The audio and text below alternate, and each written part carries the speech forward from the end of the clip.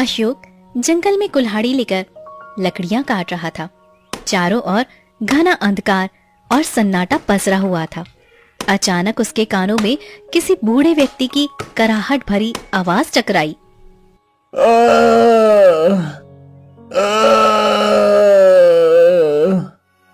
ये कैसी आवाज थी? जहाँ तक मैं जानता हूँ इस घने जंगल में मेरे अलावा और कोई नहीं आता। फिर ये कौन करा रहा है? वह चारों ओर नजर दौड़ाने लगा। उसने देखा कि कुछ दूरी पर तालाब के पास एक घने वृक्ष के नीचे एक साधु को लेटाया हुआ था। साधु अत्यंत कमजोर और पीड़ा से करहा रहा था। अशोक तुरंत दौड़कर उनके पास जाता है। साधु महाराज, क्या हुआ? आपको इतनी पीड़ा क्यों हो रही है? मेरे पैरों में 2 दिन पहले अचानक मोच आ गई थी, जिस कारण मैं चल नहीं पा रहा हूँ और कुछ भी नहीं कर पा रहा हूँ। मुझे बहुत तेजी से प्यास लगी है। क्या तुम मुझे पानी पिला सकते हो? मेरे सामने तालाब है साधु महाराज, मैं अभी आपको पानी पिलाता हूँ। ठहरो, इस तालाब से पानी निकालने से पहले मेरी एक बात ध्यान से सुन लो। ये तालाब शापित है। यदि तुम यहाँ से पानी लाओगे तो मेरी प्यास तो बुझ जाएगी, लेकिन तुम शापित हो जाओगे। या तो तुम्हारी मृत्यु हो जाएगी या तो फिर तुम जलकर राख हो जाओगे। तो फिर बताइए, यहाँ दूसरा तालाब कहाँ मिलेगा?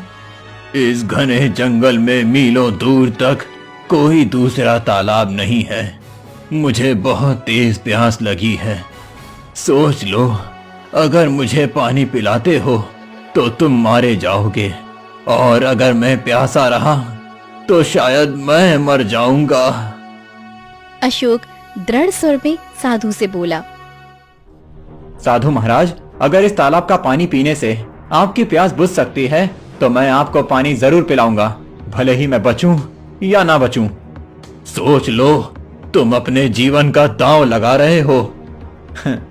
वो जीवन ही क्या जो दूसरों के काम ना आए। साधु अचानक उठकर खड़ा हो गया।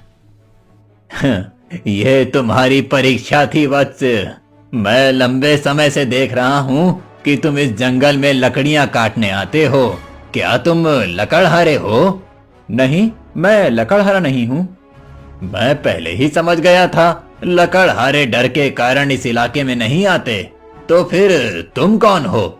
मैं तो राजा विक्रम का रसोइया हूँ, उनके लिए भोजन बनाता हूँ, लेकिन लकड़ी लेने जंगल के इसी रास्ते में आता हूँ, क्योंकि यहाँ की लकड़ियाँ जल्दी जलती हैं और इनकी आंच भी अच्छी होती है। तुम वास्तव में महान हो वत्स, बहादुर और त्यागी भी। इतना बोलकर साधु अपने हाथ को आड़ी तिरछी दिशा में घुमाने लगा। अचानक उसकी हथेली पर रंग बिरंगे प्रकाश से चमकता हुआ एक पत्थर प्रकट हो गया। साधु वह पत्थर अशोक को सौंपते हुए बोला।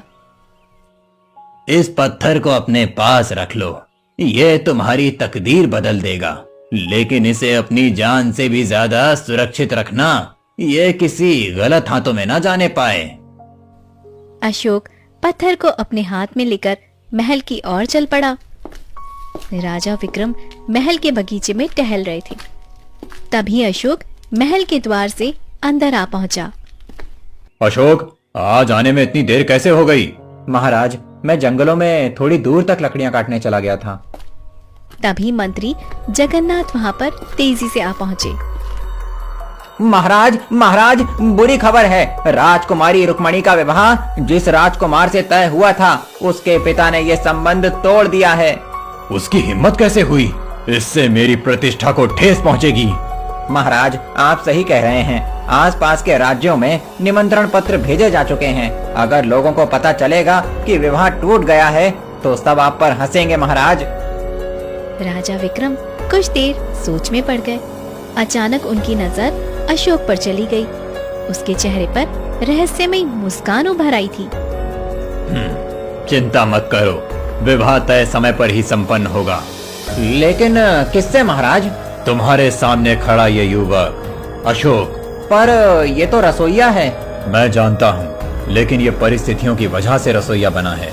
इसकी आंखों में बुद्धिमानी और साहस दिखता है। कठिन समय में मैं इससे सलाह भी लेता हूँ। मेरी पुत्री का विवाह अशोक से ही होगा। महाराज, यदि आपकी आज्ञा हो तो एक बार राजकुमारी से भी पूछ लें। राजा विक्रम सहमति में सिर हिलाते हुए तुरंत राजकुमारी रुक्मणी के कक्ष में चले गए और उन्हें सारी स्थिति बताने लगे। पिताजी, मैं आपका निर्णय स्वीकार करती हूँ। आप जिससे भी मेरा विवाह करना चाहेंगे वही मेरे लिए योग्य होगा। कुछ दिनों बाद अशोक और रुक्मणी का भव्य विवाह संपन्न हो गया।